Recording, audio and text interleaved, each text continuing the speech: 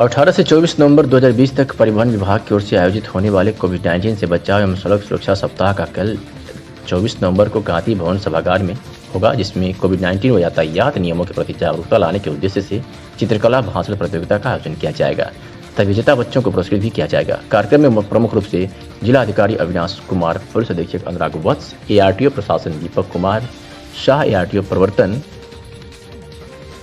दयाशंकर सहित कई लोग मौजूद रहेंगे। पूर्व के सप्ताहों में उनमें जो प्रथम द्वितीय तृतीय आएंगे उनको पुरस्कार का वितरण किया जाएगा और लोगों में एक रोमांच पैदा करना है और जागरूकता पैदा करनी है कि वे सड़क यातायात के नियमों का पालन करें और कोविड-19 जो कि इतने दिनों से लगभग साल भर हो गया है, इससे अपने को जागरूक करें, मास्क का अवश्य प्रयोग करें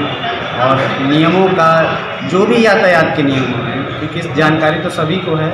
तो वो जानते भी हैं इस चीज़ को, तो उसका अनुपालन एक बार फिर से उन्हें रिमाइंड कराया जाए और याद दिलाई जाए कि वे यातायात के नियमों का अनुपालन करें।